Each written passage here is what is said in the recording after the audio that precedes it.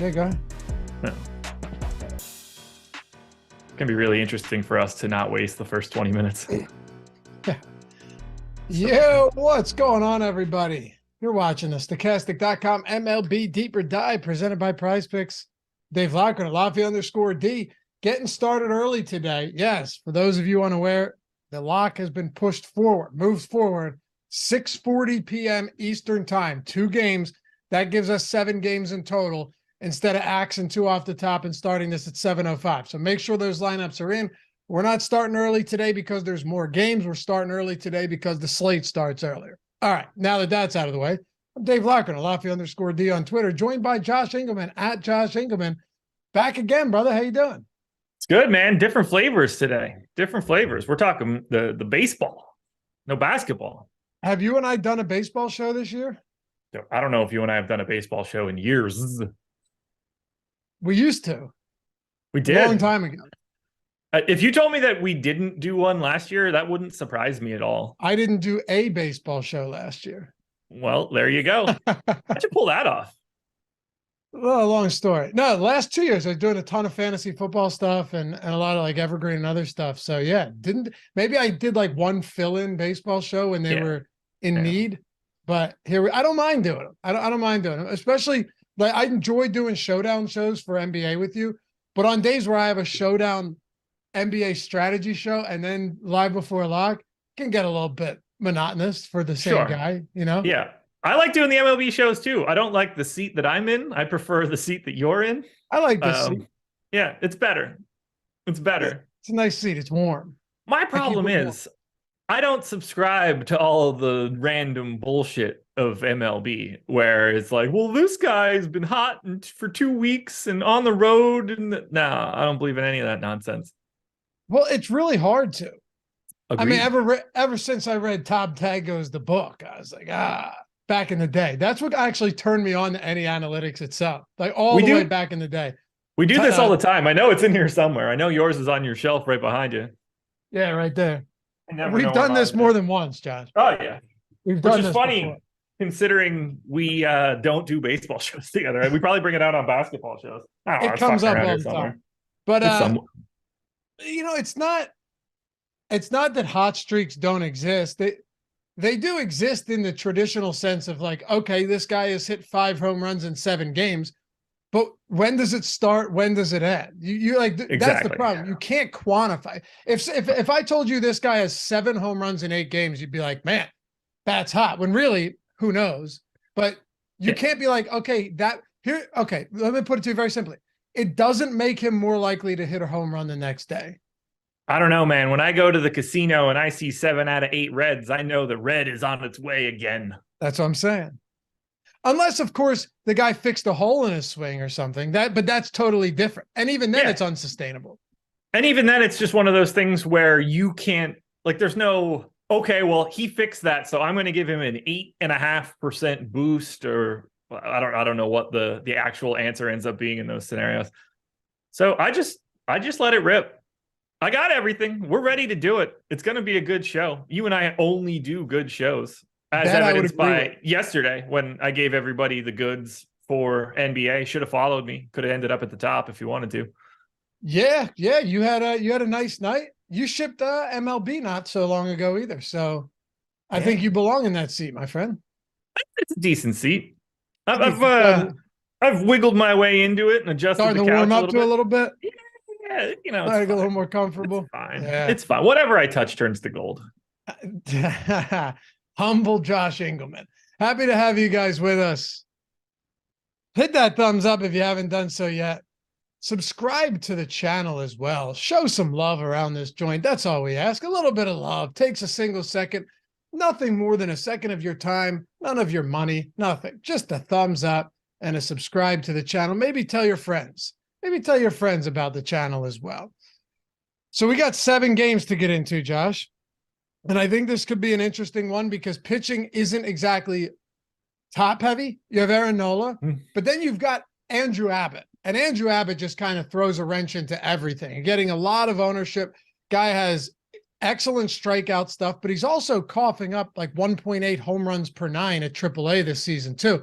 So this is one that could go two different ways? I mean, why do you do that? Well, I just saw that he was born in 1999, and that made me feel incredibly old. Yeah, some of these guys coming up are born in the 2000s. Oh yeah, I mean, if you start looking at like the NBA players that are getting drafted, it's like 2000. They're getting drafted. They were born the year I graduated high school. I thought about it the other week. I think about it a lot, actually. Thinking back to when I was a kid and watching, like football with my dad or something, and just assuming that these are like grown men. You almost equate them with someone your dad's age at the time. You know what I mean? And now I look back on it, I'm twice as old as some of these guys coming in. Like if you come in real young, not twice as old, I'm 36, but you look at it now, you're like, they're kids. I used to look at them as, immortal men. Yeah. I mean, I'm getting dangerously close to like everybody in every league being younger. Yeah. There's not too many that are ahead of me at this point. Like NBA, there's like one hand basically. You just need Rich Hill to stay in the league for as long as possible. Yeah, baseball's a little bit easier. I think Tom Brady was helping me out there for a bit. Football, that one was good. I think there's a lot of baseball players older than me. A lot of them. NBA is not a lot. No, and you'd think they were older because of how long they've been around for. But I mean, Rich Hill's 43, so right. He's got me by 5 years. We still got a little time left on our belts, We still got a little bit of time. Well, like, all right, you want to dive into this slate? Yeah, I was just gonna say, between that and today is 14 years that I moved down to North Carolina. So it's just like, where does the time go? What are you? You're 38. Yeah. Yeah. You get old. You do. Sometimes I think, man, am I going to be doing shows like this at 50? Gray hair. I don't know if I want that. Like EMAC. EMAC holds it down. All right. Yeah. All right. Yeah. But you just see some people fade. And I'm sure people in chat would say that I'm on that direct path because I'm not a fan of some of the new lingo out there, Josh. No? Like what are your pronouns? Well, I mean that's not what I was referring to. But we all know where I stand. All right, let's talk some baseball. 7 games, 2 of them at 640. Detroit and Philly. Detroit massive dogs in this game, as they should be, Josh. Yeah. 200. I have it at 200. It's since moved to plus 220 on the money line. Very low implied total. Phillies have a high implied total on the other side of this one. Aaron Nola's chances of getting a win are certainly up there. And higher, really, the win probability for Nola's got to be higher than anyone else on this slate. It is. But he is popular. We've got him coming in right now at 51% ownership. It's not exactly the greatest season out of Aaron Nola to start, but and he is expensive, but it's one of the better matchups you're going to get. And you have to think that K rate at some point turns around. He's coming off a 29%, 29.8, 33% over the last 3 years. He's at 21.5% K rate this year. Yeah, I would really like that to get fixed, particularly today. And if there's ever a time for that to happen, it's probably today against the Tigers. This is a spot that is the cure for what ails you. He may be 10-2. I don't care about the price tag at all. He's in 87% of my lineups. I'm higher on him than our top pitchers tool was, pretty significantly, in fact. I think this is a fantastic strikeout matchup against the Tigers.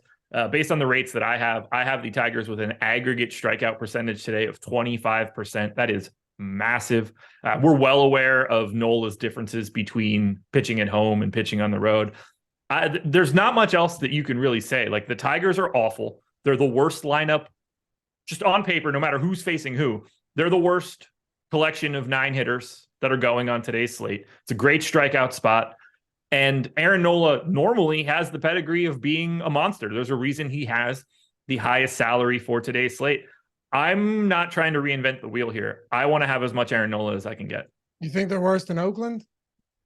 For today, yes. I mean, it's comparable. I've got this lineup adjusted for him being a righty set at a 306 WOBA, and I have the A's at 311 for today. So slight nod to the Tigers. Okay. All right. Yeah, well, the Tigers' bats are pretty unappealing in this spot. Yeah. And, another thing to consider too is I'm always willing, to have the conversation about some of these cheaper pitchers, or, less expensive, lower owned pitchers. this is kind of one of those slates where you don't necessarily need to do that. Now, I know that Joey Wentz against lefties, and it's not like the sample size is huge, but against lefties, he has, and Adam and I talked about it this morning, done a very good job of limiting power. There's no denying that, but there's still some very good lefty power. It's June and Kyle Schwarber's back at the top of the lineup. Joking, of course, but you look at some of the right-handed bats on this Philly team. I know their offense has been, I know this team has been underwhelming to start the year, but this still isn't exactly the matchup you're looking for if you're Joey Wentz. No, not so much. He's in one random lineup for me. I don't know how you go to Wentz or Hendricks or Myers or anything like that over Abbott. And I'm still not really getting to Abbott, but we'll have that conversation later. If you're paying down today, to me, Abbott is your only choice. If you want to go to Oviedo, I think that's very reasonable as well, just because of the way that today is set up. It's another person that I'm not really getting to. I just don't find the need to get that much salary savings. So to me, Wentz is a no-go. And I'm lower on Wentz than we are in our top pitchers tool. So I like him even less. The fact that he showed up in one random lineup is totally just like a rounding error for me. What about Philly bats today? Ooh. Neutral-ish for me. They're 5th in top stack, 9th in top value. They are 7th in stack score. I have them 5th and 9th as well, so I am really no difference. They are projected for 11% ownership. That is the highest owned team on today's slate, which I think is kind of interesting. I have 9% in the aggregate, so I am basically with the field here. Phillies look good. You should want to get to Philadelphia, but if they're going to be the chalk stack, I've got a couple other places that I can go to that I think probably provide me a little bit more value, but the park is great. The matchup against Wentz is fine. He's like a league average-ish type starter. I like the Phillies lineup. There are better lineups going today. I'm a little surprised to see them be the number one team in ownership, given the fact that they're 5th in top stack and 9th in top value. Maybe that comes down a little bit. We just can't account for it right now. That said, they still look good. I don't love stacking the Phillies like outwardly because of the way that their lineup starts. Going outfield really like hamstrings the way that you're building that stack. Sure. It's so easy to find extra outfielders from other teams building out a stack with like a catcher, a second baseman, a first baseman, a shortstop type stuff. So I like filling out with Philly more than just going to the straight 5-man, but they're still clearly a really good stack. Yeah, I mean, look, and you look at some of the righties in this lineup too. They just, against lefties this season, there is a lot of pop in this lineup, a lot. So yeah, even if you look down to somebody like, is Marsh in the lineup? I would assume no. He is. No, he's not. Honestly, thought he would have been in the lineup today. Guess not. But yeah. There's a lot here. And there's some cheaper bats. Like if you're doing this, are you cool with any of the cheaper bats towards the bottom of this lineup? Because it thins out pretty fast once you get towards the bottom. Yeah, as weird as it sounds, like about a little bit more of the bottom of the lineup. Like Dalton Guthrie in the 9-hole, not fun, but flat 2K, unowned. I like that as trying to get a slightly lesser owned version of this Phillies lineup. So, you drop one of Schwarber, Castellanos, and Harper for Guthrie. I understand what that sounds like. Those 3 guys project way better than Dalton Guthrie does. He's got a 286 projected WOBA via steamer. That's terrible. But this is baseball. Guys succeed every day. That's a way to get slightly cheaper if you're rostering the Phillies lineup. Do I love the bottom of it, though? No, not really. Keep on moving? Yeah, I don't have anything to add for the Tigers. I have 2%. They're the 14th ranked team in top stack today. They're a value. They're free. Today is not a day where you need that salary. Yeah, I don't think so either. Let's hope that Aaron Nola can figure this out. I mean, what a spot to get back on track. You would certainly hope that he can figure this out today. I hope so, man, because he's in basically 90% of my lineups. Really? Yeah. Okay. Yeah, Marsh had been really good against same-handed pitching this season, but I'm not shocked to see him out without the platoon advantage. He's just been, offering a decent amount of power there. All right. Let's keep going. We'll talk about Kansas City and Miami. We can get into pitching here, and I want to see where you stand on Braxton Garrett. On the Kansas City side, I don't know if there's much you want to get to here just because Myers should be the long reliever in this spot. Do you have any interest in getting to him, hoping he eats up enough innings after the opener's out? No, not at all. I gave him a little over 4 innings here, but I don't have any interest in going to him at 6,600. Even giving him a good projection, he's still going to look worse. He looks way worse than Johan Oviedo, and Oviedo's $300 more. And then he clearly looks worse than Andrew Abbott, and Abbott's the flat minimum. So I find it difficult to want to go to Mayers if he's not starting, because right out of the gate, you're basically guaranteeing him that he's not going to get the win. And that alone is, I don't want to like it. It doesn't stop you from getting to him, but when you've got guys around him that project better, I don't know why you would want to go that way. Yeah, Garrett's different, obviously. So what about Braxton Garrett on the other side? Right now in the top pitchers tool, of course, you guys know we have the top stacks tool, the top pitchers tool. In my opinion, the two preeminent tools out there for daily fantasy baseball.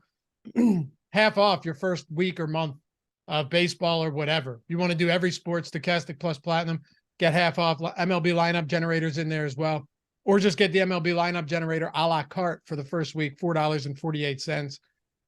You know, looking at Braxton Garrett today, I see him right now in the tool 30%. So 30% ownership, right in line with Abbott, not far behind Blake Snell. Essentially, Josh, and I should point this out before we even dive deeper into this, there are 5 pitchers getting ownership on the entire slate right now. That's the easiest way to look at it. There are. And Braxton Garrett is one that I'm getting to, but a little bit less than the field. I have 20%. I like the spot. It's a good strikeout matchup here against Kansas City. I basically have the exact same top pitcher, top value odds that we do. We have it at 23% top pitcher for top 2 for Garrett. I got it at 26. So I've got no real qualms. He's not the biggest strikeout pitcher in the world. Had a 24% K rate last year, 24% K rate so far this year. I projected a little bit lower than that. The park certainly works. It's going to limit power. The implied run total against the Royals looks fantastic. They don't appear to be a dangerous offense, closer to the Tigers than anything at the top. My only issue is that I've got a lot more Nola, and what we'll get to in the final game, I've got a lot more Blake Snell. I do think Braxton Garrett is very clearly the 3rd best pitcher that you can get to today. If we're talking about just like overall ceiling, Abbott, again, compounds these problems a little bit by being the flat 4K. I have no problems at all going to Garrett. And if right now when I have 20, if that suddenly became 40, I'm more than fine with that. He just appears to be getting pinched right now for me. You look at the implied run totals on these teams, and, you know, Detroit with the lowest on the slate at 3.4, Kansas City at 3.7 against Braxton Garrett. The Miami Marlins are at, wow, they're up to 5. That's interesting. Wait, what's up to 5? I didn't know Miami's implied total was up to 5. No, that can't be right. I didn't think so either. Hold on, let me make sure. I have it at 4.3. We usually look at it slightly different than that. So it's probably like 4.5, 4.6. No, it can't be. The run total in this game is what, 7.5? 7.5 shaded to the over. Call it like 7.7. Yeah, where I was looking. I got it at 4.3. We would probably have that at like 4.5 or 4.6 because it's a median mean discussion point. Yeah, we have it at 4.6 now. Okay. Okay. Yeah, I was gonna say, there's no way it's 5. No, somewhere else was showing that. But anyway, ownership 5%. Not a lot of ownership going to Kansas City, 4.3%. Both of them slight negative, essentially no leverage on either one of these teams. They rank pretty far down in the stack score too, in the top stack tool. Is there any stack or maybe individual spots that stand out to you in this one?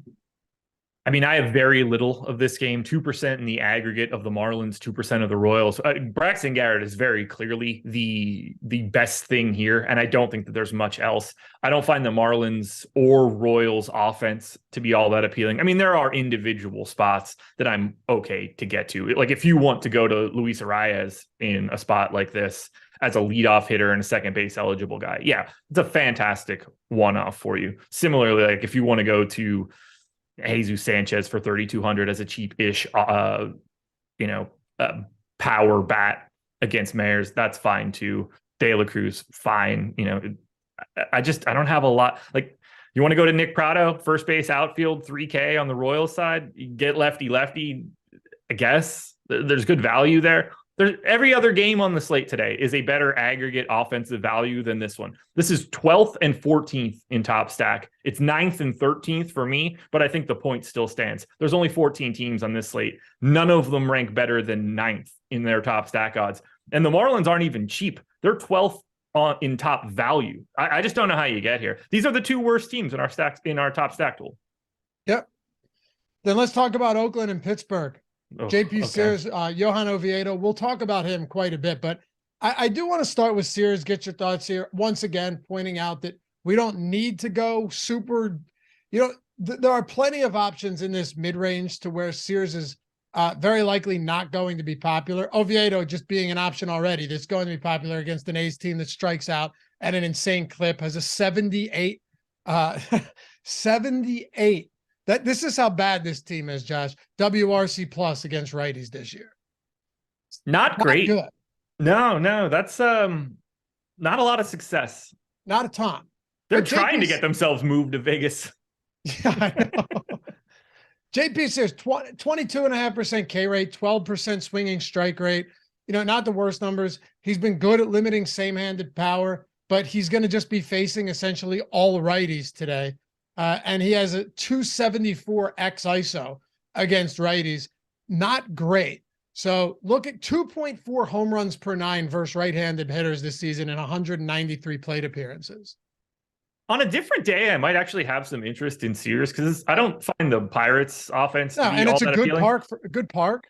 Yeah, and if you flip this, if this was just in Oakland, it could be a little bit more interesting. The problem with Sears is that he's 7,600, and the moment that you're getting up into that range, you're either better off paying an extra $700 and going to Braxton Garrett, or not even going to that range at all and staying down at 4K for Andrew Abbott. I have Andrew Abbott projected for more fantasy points than JP Sears. There are not a lot of scenarios where I want to pay $3,600 to get a lesser performance. So on a different day, you can get to Sears. He's not a bad pitcher. He's got a 426 projected FIP via Steamer. That's pretty solid. Today's not the day for him, though. Oh, Oviedo. It's funny because more like OVA, no. Wow. On a normal day, we wouldn't probably be talking about him. He has league average, basically just league average stuff. 20% K rate. There's nothing that stands out about him, although he has done a good job of limiting power. Give him that. The one difference here is that the Oakland A's are horrible offensively, just absolute downright putridity. That's not a word, I don't think. Putrid is, but putrid trash, Josh. They strike out at the second highest clip in the league against righties, behind only the Minnesota Twins. So how much Oviedo are you getting to at this price point or at this ownership? Not a lot. I have 8% right now, but I want to be clear. The 28% that he's projecting is basically spot on. Both myself and our top pitcher tool have him at 20% to be a top pitcher, 20 to 25% to be a top value. It's a great matchup against the A's. He doesn't get hit all that hard. Over the past 2 seasons, 122x ISO to lefties, 124x ISO to righties. That's really solid. There's not a lot of worry. I think the floor for Oviedo is really high today. The park limits power. A's don't have a ton of it, and they're not that great against righties to begin with. And Oviedo just doesn't, he has enough stuff to be fine. Walks probably a little bit too many people, but in this matchup and in this park, I don't think walks will hurt him as much. He's going to have to get BABIP to death here. You're going to have to open up the game log and see single, double, walk, single, double, single, walk. That's the kind of stuff that's going to hurt him. I don't think it's going to be power today. That said, I don't find myself needing his salary savings. It's the same reason that I'm under on Andrew Abbott right now. I feel like I can pay up for the 2 best pitchers on today's slate, and it's not impacting the stacks that I want to get. I'm getting to the Astros, the Phillies, the Cardinals, and the Padres. These are teams with real legitimate pay-up options in their offense, and it's not stopping me from getting to Nola and Snell. So if you build a Johan Oviedo lineup, you're probably going to be able to get really nice one-offs on the hitter side of your lineup. You're going to be able to pay up for the best bats outside of your stack. I just don't see the need, but by all means, he's owned appropriately. Play him. Do you think that the Oakland bats have any viability here? And it's so tough because they're just awful, and it's not a good park. It's not like PNC Park's providing us with a hitter friendly location. I mean, they're sort of like neither one of these is a good comp. Like, they're the number one value stack today. If you need to save money with bats, you can. It might be a little overrun with outfielders in their lineup, but I get the idea of going to the Oakland side. One, to just get on the opposite side of Oviedo, although everything that I just said about him having a high floor doesn't really make it that kind of spot. But there's a path here. I just don't like it. You just don't need it. If you want to go to the Oakland A's and make a 5-man stack, that's fine. You can do that. They're the best value stack. It's going to be cost effective. I already don't have them and still get to Nola and Snell. So if I'm going to Oakland, I don't know what I'm unlocking at this point. I can already get the 2 best pitchers and the hitters that I'm looking for. So to me, dropping down to Oakland is an unnecessary option for today. If you like getting to the top of the order as filler, I think that's fine. If you're trying to save a little bit of salary, I just don't see prioritizing them in this spot. I'm lower on Oakland overall than we are. Don't you think too, though, that if you wanted to get a little bit different and you wanted to take advantage of value, the second best value stack in our top stack tool is the Milwaukee Brewers. They have the highest stack score on the slate. And right now, as a stack, we have them only 1% higher than the Oakland A's. And they're going up against a rookie who, making his first appearance, who knows, maybe he goes and strikes out 9 and just tosses a gem, or he gives up 3 home runs at a far more hitter-friendly ballpark in Cincinnati. Yeah, absolutely. I would much rather get to Milwaukee against Abbott and take my chances on his first game. I mean, just look at the implied total for the Brewers in comparison to the A's. You're getting a better park. You're getting a better environment. You've just got a better opportunity to succeed there. So yeah, we're on the same page there. All right. Anything else for either side? I think we covered both sides of this one. I actually didn't mention Pittsburgh. They're second in aggregate ownership right now. That I don't really agree with. They're 9th in top stack, but 4th in value, and value seems to be carrying them a lot here. They do have 3 MPEs in the lineup. That does make it a lot easier to get there, and again, you're stacking up the top with McCutchen and Reynolds, 2 outfielders as well. I have a little bit of Pittsburgh, not a lot. The run total looks good, but basically everything we said about Oviedo, I feel the same way about Sears. I don't exactly expect JP Sears to get touched up against Pittsburgh in this spot. JP Sears does run into some power issues against righty.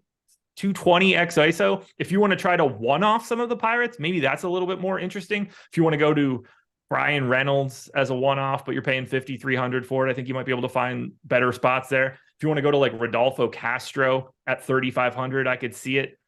I'm not as fond of the Pirates or A's side here. We're starting to get into the stacks that I have a lot of. Hey, Josh, before we get into this next game, shall we take a quick look at Jesus's 6-pick prize picks card from yesterday? Shot at winning $1 million. By the way, we got over 500 people in here, still not at 100 likes. If you forgot, that's okay. Just a subtle reminder here from your good friend Laffy telling you, take a second, hit that thumbs up. We thank you for it. All right. How many overs? 6. 5. Ooh, okay. Yeah, maybe he misclicked. He went under on Aaron Gordon fouls. That's an interesting one. Under on 2.5 fouls for Aaron Gordon. You know what's funny? How do you even end up doing that? But you know what's funny? That's kind of like an over, in the sense that like you're still like the under is still the better side of that in a way. Like the less fouls, the better. You know what I mean? Yeah, you got to sweat it the whole way. Yeah. But hey, they do this every single day of the playoffs, and we only have a few left. But Miami, they're a bunch of dogs out there. They won't go away. They fight, Josh. They fight. And now we've locked in a game 5. They're like herpes. Yeah. Pervasive, man. I'll tell you what, you shit on the Miami Heat all you want, but they getting the win in Denver they just keep doing it. They keep doing it. How many games are they going to win outright as like massive dogs? I don't know, but if this goes to 7 now, I'm just going to be like, oh, okay. All right. It's frustrating. Hey, how about this? And I don't want to come off as a Miami hater because I really don't hate them. I like the organization. I like watching Butler play. It's all fun and all, but I got to project these games the way that it's on paper, and it just never looks good for them. I know. If this goes 7, I mean, it's going to be mayhem, but it's going to be awesome for us. So I'll enjoy all of it. If Miami wins game 3 at home, I will for sure be betting a lot of money on the Denver Nuggets. The series line will drop considerably. No question. Oh, yeah. He went Jamal Murray. Prize Picks is given a shot to win $1 million every single day of the postseason. Okay. Yep. And all you have to do is enter a 6-pick flex play card for $5 or more. Someone lucky is going to be drawn out of that every day, given another empty blank 6-pick flex play. And if you go 6 for 6, you hit $1 million. You get 80,000 if you hit 5 of 6, and you get 16K if you hit 4 of 6. We've actually seen a few 80Ks recently. Yeah. But yeah, he went Jokic over 11 assists. That's a push. Murray over 43.5 fantasy points. That's a loss. Michael Porter over 8 rebounds. That's a loss. Gabe Vincent over 21.5 fantasy points. He had more than 21.5 points. So that's a win. Jimmy Butler over 6 assists. That's a win. And Aaron Gordon under 2.5 personal fouls. Let's see. Oh, he had 3. I wonder when he got that third one. I know. But if you sign up, first of all, Prize Picks is awesome. And if you're not there yet, the link is in the description and in the chat. 100% first match deposit bonus up to $100. Meaning if you put $100 in, you now have $200. You put 20 in, you now have 40. Josh does a Prize Picks video on the Odd Shopper channel every single day. He throws them into our chalkboard channel. First day today, baby. Nice. Oh, for baseball. I love it. Yeah. First baseball video dropped today. We have the Pick'em Pro tool that is going to make your life 1,000 times easier, finding the best spots. And I guess I'm burying the lead here, Josh. You don't just get 100% match deposit bonus. You get a free month of Stochastic plus Platinum because we're partnered with Prize Picks. It's such a good deal, man. It's such a good deal. It's $120 value if you were to pay for that, because it's every sport, including the lineup generator, including the Discord. It's $120 value for the month. You get it for free. You seem deep in thought. I am deep in thought, but I love Prize Picks. I think about them every single day. I put out Prize Picks content basically 6 days a week. I take my Saturdays off, but I just started thinking here. We might be having a production meeting on the show right now, but I can ask you this question. It's not one of those what's Josh going to say type of situations. Should we be offering Pick'em Pro as the benefit for Prize Picks instead of the DFS month? That's coming. I think we're already doing it on the betting side. Maybe not. Okay. You would know. But just on the DFS side, I think a lot of times it makes more sense. People get to get all of our tools for DK, for FanDuel. Can also use our projections and everything for this. Sure. But yeah, we should make it an option, really. Either one. Yeah. Which one you want. Yeah. I'm with you. But you're getting all of our tools, $120 value. If you're not there, check it out. Link in the description and in chat. And it's actually a site that you're going to legitimately enjoy, not just some bullshit that's like, oh yeah, go sign up. No, you can tell when I do a serious read or not. All right. Well, it's true, man. It's true. Breaks of God. Long enough. What? Oh, you mean you weren't opening all the Breaks of God? Breaks of God. That was the shit, man. I like that. I never saw them break a single pack of cards, did you? All right, let's talk about. Are they coming back? Are we glancing over this because we're going to get them again? Houston, I don't know. Houston and Toronto. Are they still around? Not anymore. We're not. Not thanks to you. I like it, man. I buy cards. I know you do. Alek Manoah. So this game pretty much even on the money line. 10-run total though. How about that? So on a normal slate, you might go, hey, it's kind of tough to get to these teams, but you've got Abbott, you have other cheap and mid-range pitchers, nobody egregiously high. You don't have to pair 2 highly expensive pitchers together. How much of these stacks are you getting to today? Then we can get into pitchers, but I want to start with the stacks because a lot of times it's hard to get to these the teams that rank low on the value column in our top stacks tool. I'm not rostering Manoah. I'm not rostering Bielak. So we'll cross those pitchers off right away. Yep. No reason to talk about them. The Houston Astros are my number 1 stack right now. They are tops. Like, this is where it starts to get really weird. They're number 1 in top stack, 5th in top value. We have them 8th in aggregate ownership. Maybe, I don't know if I'm just not supposed to believe that or what, but either way, I've got 23% aggregate ownership going to the Houston Astros. This is my number 1 team. It is not close. Alek Manoah this season, against lefties, 243 x ISO, a 412 expected WOBA. Against righties, 150 x ISO. That's not very good. Like, it's better than getting just full on blasted against lefties, but still not great against righties. 343 x WOBA, still not all that ideal. I don't know what happened to Manoah this season, but it has not been good. I'm looking to attack that. I love this park for power. 106 park factor for righties, 102 for lefties. I love the run total. And I don't think that it's going to take a lot for me to convince people to play Astros bats. We all know that offense is exceptional. I've got them tied for second in terms of talent. The only team that's tied with them is the fact that they're playing the Blue Jays. Both of these teams, dead equal to me for today. I want all of the Astros that I can get. Right now, I have 2, 4, 6, 7 of the 9 hitters for the Astros, basically 25% owned. The other 2 are in the teens. This is the team that I'm getting to the most. This is the team that I'm stacking the most. To me, this is the best team that you could roster in a GPP. Man, you said that with conviction. I like it. It's true. It's true for right now. It might not be true at 640, but it's true for right now.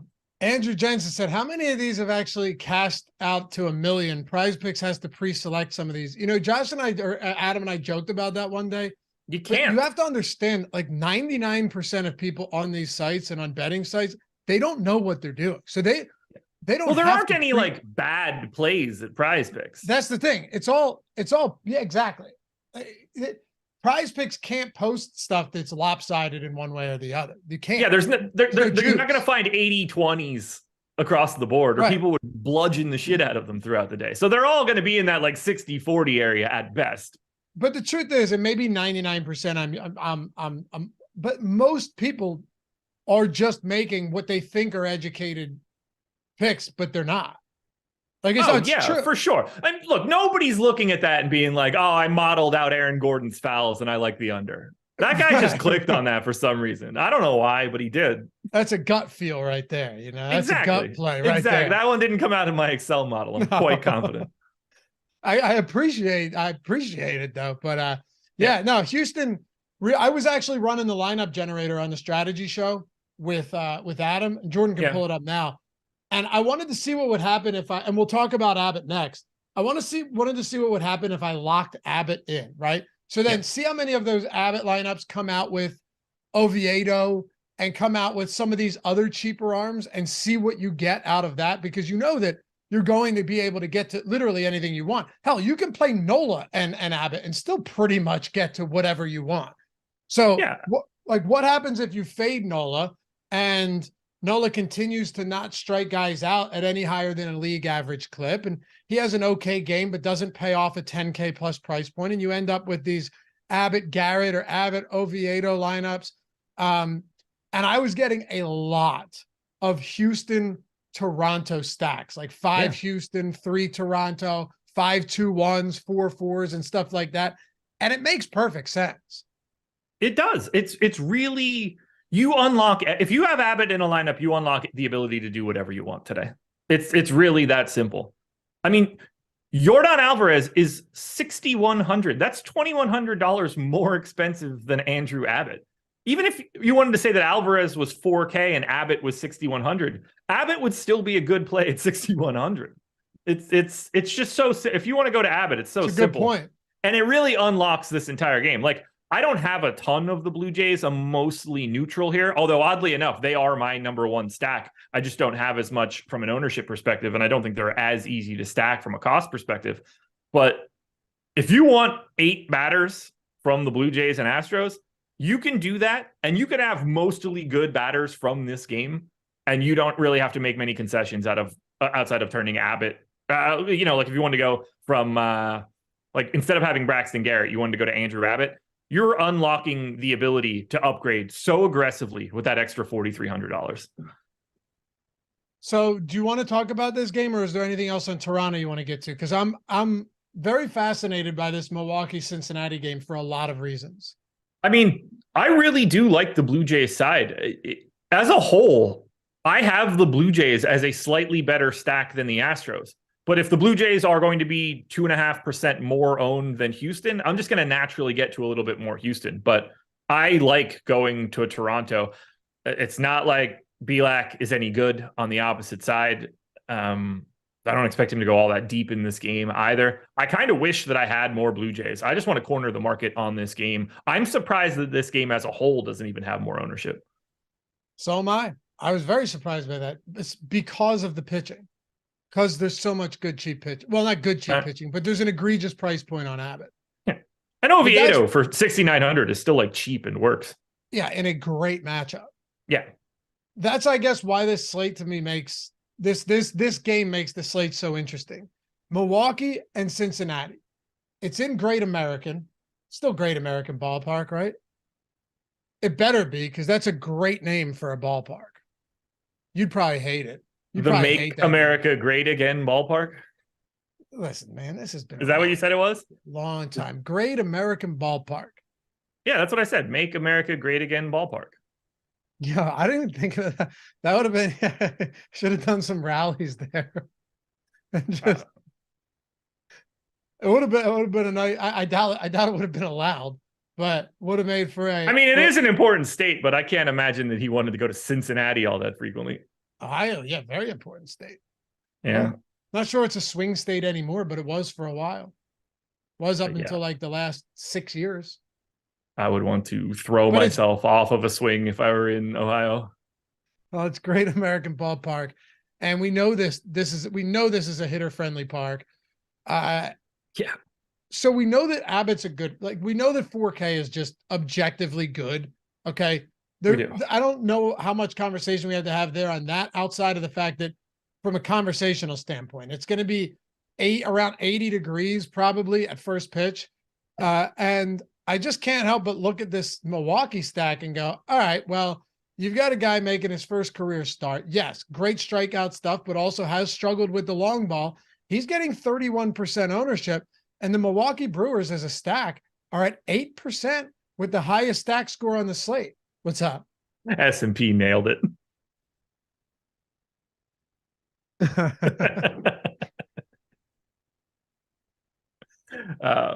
All right, we breaking down Abbott? Yeah. Okay, so... Well, no, what I was saying is I'm not just breaking down Abbott, but breaking down the fact that he's at 31%, objectively a good play, just to quickly repeat. But Milwaukee has our highest stack score, and it makes sense. They're only 8% owned right now, second highest value score on the slate, against a guy that's never thrown a major league pitch and had home run issues in the AAA. Yeah, so this is a hard one to talk about. The easiest way to talk about it is probably just to start like this. At 4K, you can generally roster any pitcher that you expect to just be a normal starter. Like, as long as that guy is expected to go out there and throw, 5 innings, you can pretty much take any starter that'll ever show up in baseball at 4K. Andrew Abbott has a much bigger pedigree than that. He's a top 100 prospect coming up for Cincinnati. He's good. And this is a value spot that you're not going to find all that frequently. Andrew Abbott is not going to be 4K moving forward. He's not even going to be remotely close to this price tag moving forward. He'll be up in the 6s and 7s. That said, I don't know if I need his savings. Now, I don't like the weather situation for him today. I don't like the park for him today. That is a scary proposition. There's a lot of power in this spot. A lot of it makes up for it at 4K, but you still kind of need Andrew Abbott to go out there and have like a pretty monster day on a 7-game slate. Like, I don't know if you're unlocking as much here as you could on a different slate. So I'm light on Abbott. I have 13%. He's projected for 31. I actually think that I have him valued better than we do. I had him as a top value 63% of the time, similar top pitcher odds. I'm just nervous about it. The park is a big factor for it, but mostly I kind of like the idea of just paying up more a pitcher. I said it at the jump, and I'm going to say it again here. I don't think I need his salary today. Isn't it funny though that, okay, we know his price point is wrong, and we know that he has strikeout upside for sure. Yes. So we know he's a good play, but you can't ignore the fact that the Milwaukee Brewers have a 5-run implied total. So this is another one that I don't understand. like, I don't like the Brewers nearly as much as we do. I have them 10th in my stack score. I had them 10th in top stack, 8th in value. They're really flexible. You got 3 guys with MPEs, very easy to get to. But like, if you're going to be getting so much ownership going to Abbott, is the value of the Brewers valuable any longer? Like, obviously, you're not putting the Brewers and Abbott in the same lineup. So it seems like a lot of people are making the distinction of, if I don't have Abbott, I have the Brewers. And I like the Brewers. I think they look like an interesting stack. I just don't see them as that big of a priority. Like, what bats are you really worried about in this Brewers offense? Outside of William Contreras, I guess, who looks like a perfect one-off catcher if you want to do it. Righty lefty in this park is pulling a little bit of ownership. To me, trying to get to William Contreras as a one-off bat, I like that more than going to the Brewers overall. Is there a huge upside here if Abbott blows up in this park? Yeah. But I don't know if this is the lineup I'm worried about. Like, you're getting Rowdy Tellez in the lineup. Big time power bat, lefty, not as interesting to me.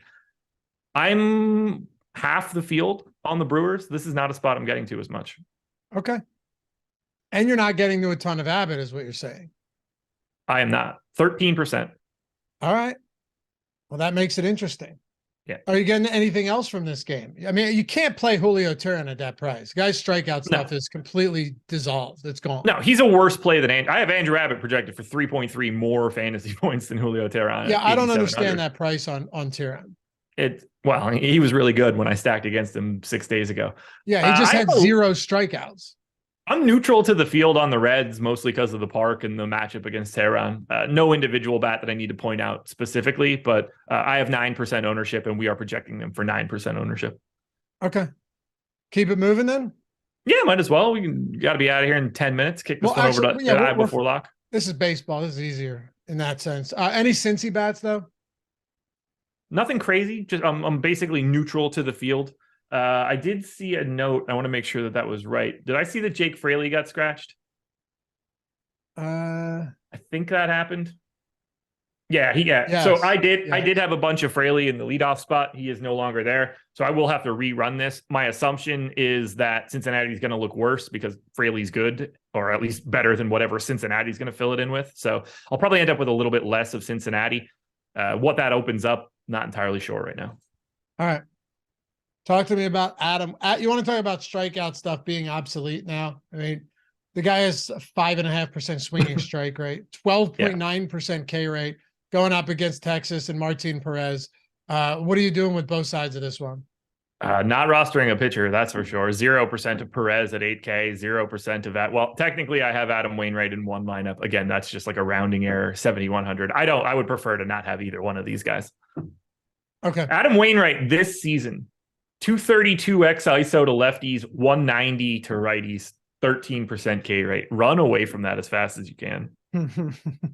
By the way, I believe the Rangers might have the highest projected ISO of any team today. They have to, right? Yeah.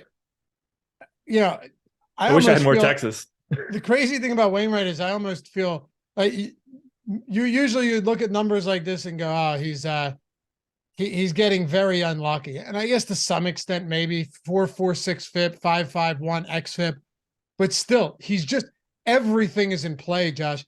His zone contact rate, okay, and these are always going to be high, but his contact rate in the zone is 93%. So if he throws something in the zone, it's getting hit. Yeah, he needs to pack it in. It's not good. Do you have interest in St. Louis bats against Perez? By the way, Wainwright, 41, another one of the guys that are older than me. Yeah, oh yeah, and he will be for a long time. He'll always be older than me until he's dead, assuming you outlive him. Then maybe I'll hang out with him in heaven. Why do you have to do this at the end of every show? What do you mean? I thought that's where you were leading. Why? No, I meant he's not older than you anymore because he's dead. Yeah, I guess. You don't go, how old is Adam Wainwright? You guys, he's in the dirt. I mean, I consider his spirit to live on. So. Oh, so he's immortal. Yeah, the immortal Adam Wainwright, just like Hulk Hogan. At this stage of the game, there's a lot of 40-plus-year-old pitchers in the league right now, it feels like. Yeah, I don't know why, because it doesn't seem to be working. He's getting his shit pushed in daily. Anyway, I like the Cardinals bats against Martin Perez. Oh, like a lot. Just as one of your favorite stacks and Yeah, individually. they're my second most exposed team right now. I wish the Texas Park was still what it used to be. Unfortunately, it is not. However, the Cardinals are a team that I'm getting to pretty aggressively. I don't know if it's just an ownership thing because the bottom 5 through 9 just aren't getting any ownership at all.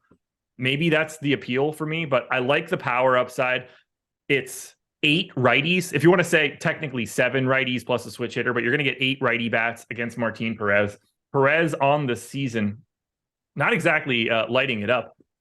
192 X ISO to righties.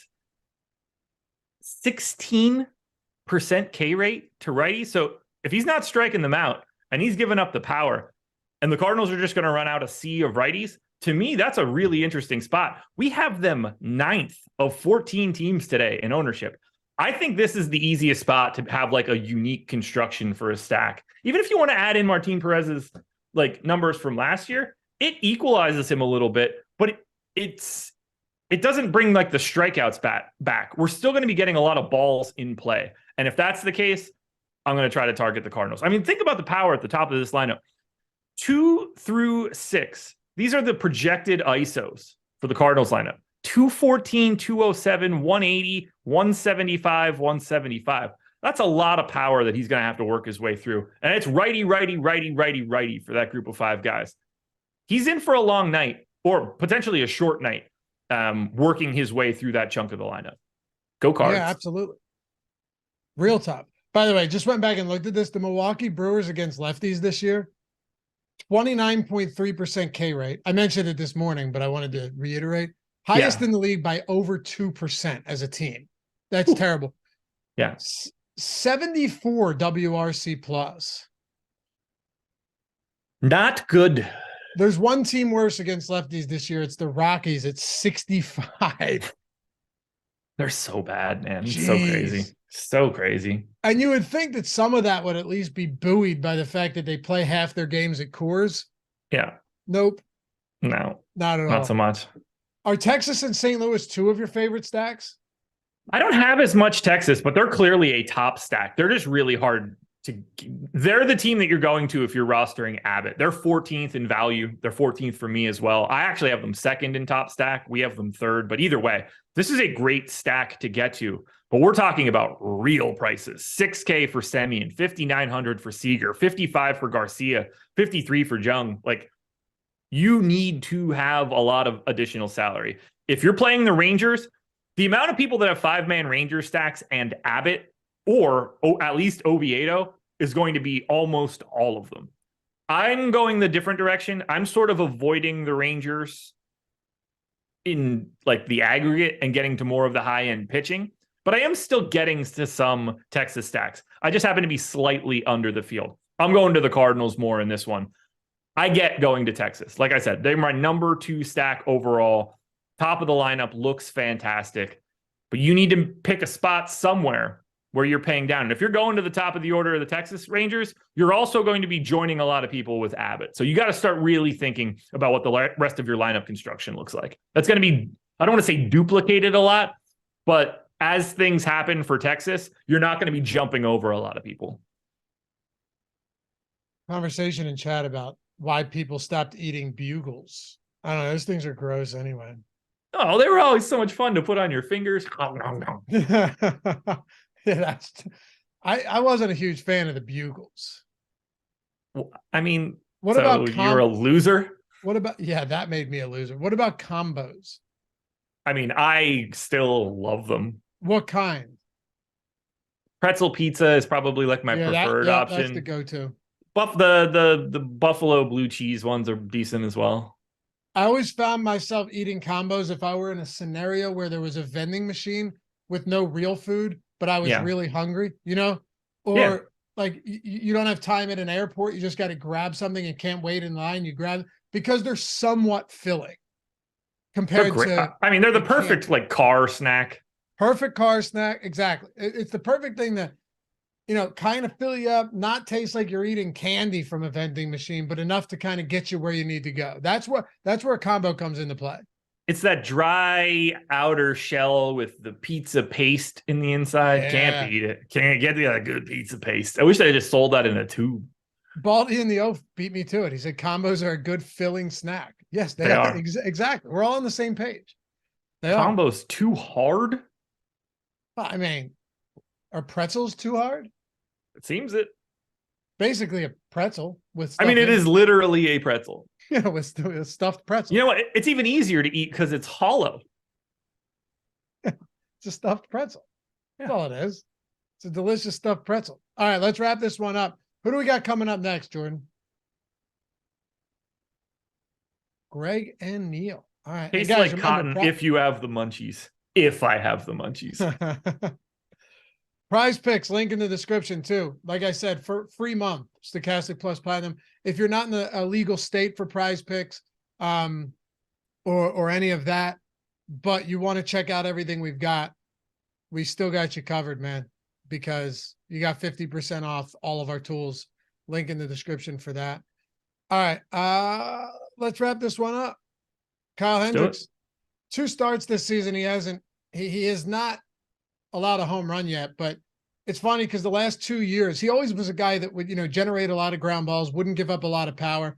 The last 2 seasons, though, that all kind of changed. And he's never been a heavy strikeout pitcher at all. Like he's never been the guy to strike a lot of batters out. So being able to go deep into games, generate a lot of soft contact was kind of his wheelhouse.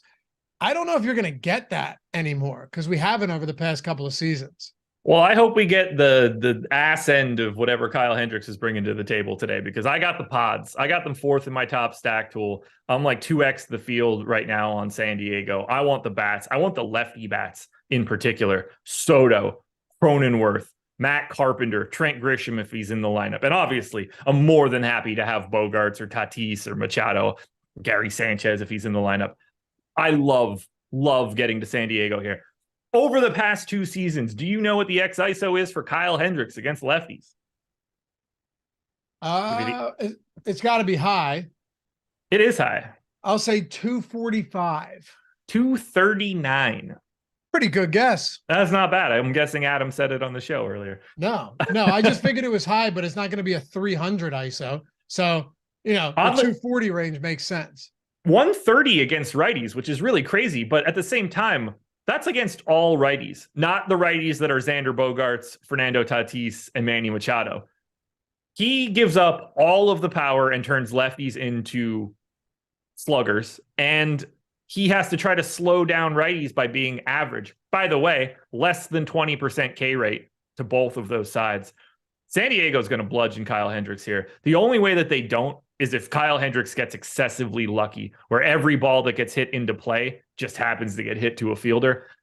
This is another one of the teams that I am overly stacked to. I'm higher on them than we are. I don't mind going to something chalky like Fernando Tatis because I think he's in a good spot. I want to get as much San Diego as I can. This is a great late night hammer. And they're not even the best San Diego thing because I have 69% of Blake Snell here against the Cubbies today. You got 69% Blake Snell today, huh? Yeah, it's nice, man. All right. Ooh. Highest owned pitcher, I assume. Second behind Nola. Oh, you got a ton of Nola too. All right. Yeah. So I'm doubling up on Snell. I think it's a really nice strikeout matchup against the Cubs. There are a couple spots at the top of the order for the Cubs that I don't want to say worry me, but like it's not a totally awful offense like the Tigers have. But 28% K rate for Snell against lefties, 30% K rate against righties. Hasn't had any like really aggressive power problems at all. You got to get through Patrick Wisdom in this spot, but not much else that I'm really stressed about. I find it pretty easy to want to go to Snell aggressively. I have him projected for 20 fantasy points. It's part of the reason I'm not getting to as much Oviedo and Abbott, because I got him by 5 points on Oviedo and by 7 on Abbott. So I have right now 155 of my 200% ownership going to Nola Snell, and I'm happy with that. Who are your top 3 stacks today? As of right now, I have 50 Astros stacks, 30 Cardinals stacks, 24 Padres stacks. So they're the top 3. Phillies and Reds are at 18 and 15. That's everybody I have in double digits. All right. Hey, you can follow Josh at Josh Engleman, me at Laffy_D. Shout out to Jordan Klein for producing this one. Live Before Lock coming up next. Don't go anywhere. 6:40 first pitch today, not 7:05, 7:07, anything like that. We just recorded a brand new Hall of Fame segment, inducting you find people into it. If you're not rocking that stochastic avatar, links down there. That's 100% free. All it does is mutually beneficial. You rock the stochastic avatar, stochastic.com/avatar. Use it wherever you play. Finish top 3 in a field of 5,000 or more and tweet us at Stochastic HOF. And guess what? You got a free month of Stochastic Plus Platinum. You get inducted into the Hall of Fame as well. It's a win-win. Everybody wins. Don't be the guy who takes one down in the nickel or whatever and goes, damn it, man. I could have had a Stochastic Plus Platinum membership if I just remembered to rock that stupid avatar. You know what I mean, Josh? I do. Everybody should just use it immediately. Stochastic.com/avatar. Go get it. And look, I'm sure your dog's cute. You know, I'm sure you think your wife is pretty. But rocking those avatars aren't going to make a big difference. It's not going to get you anything. No, you don't get to put a picture of your wife there and get tugged if you win a contest. Don't get me started on that. That's the worst. You know, we'll see. I can't. We're already up against it. We'll see you guys back here for the next one. Have a good night. Good luck tonight. We'll see you tomorrow on the MLB Deeper Dive. Peace.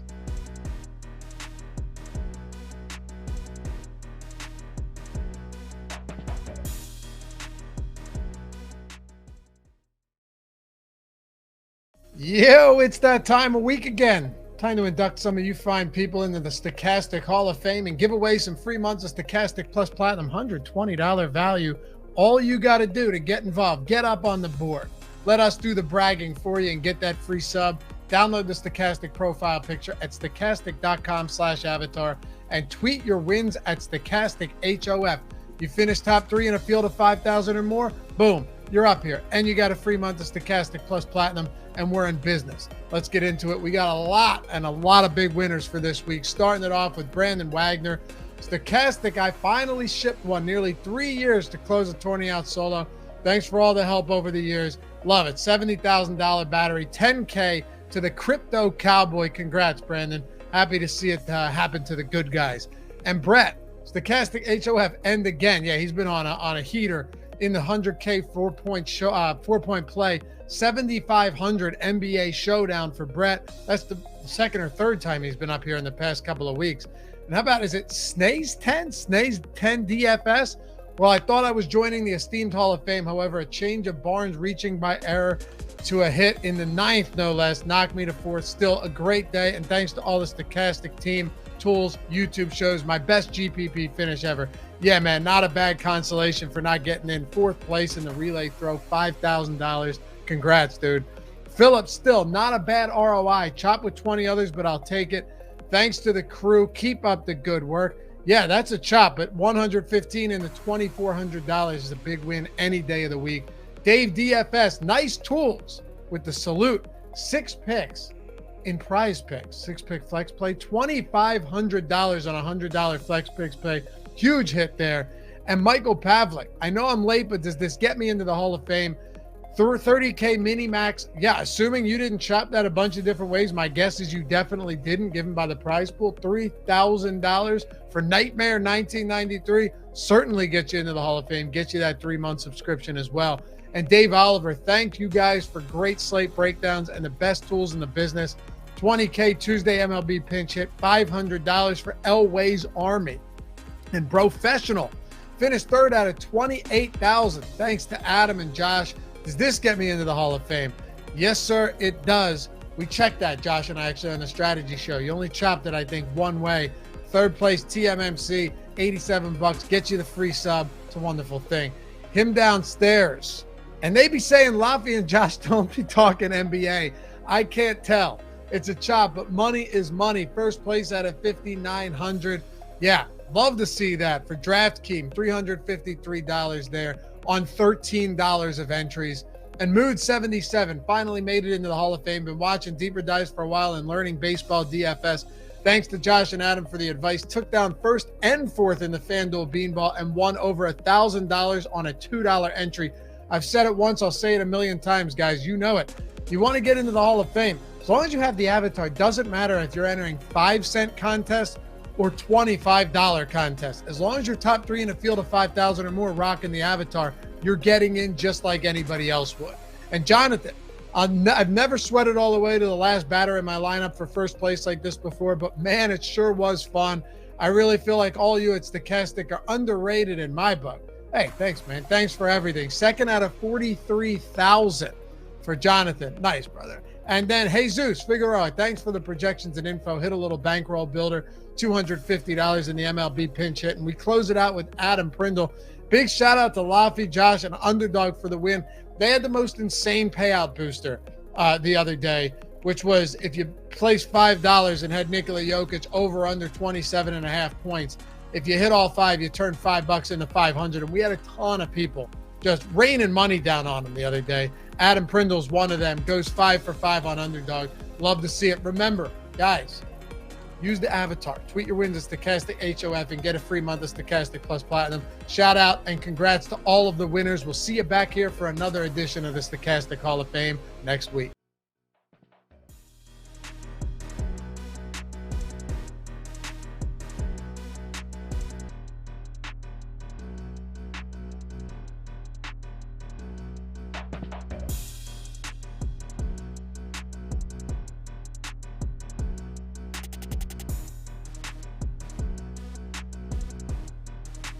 What is happening, everybody? Welcome to the Stochastic MLB Live Before Lock. And we've been making a lot of noise today, Neil. I know my Twitter account, lots of people questioning about the new tool that we had that came out today, which I've been really excited about for a really long time, which I think you know, because how many times over the last couple of months have I been bringing this up in between shows, before shows, after shows. So by the way, as you guys come in, like the video, subscribe to the YouTube channel. We're sponsored by Prize Picks today.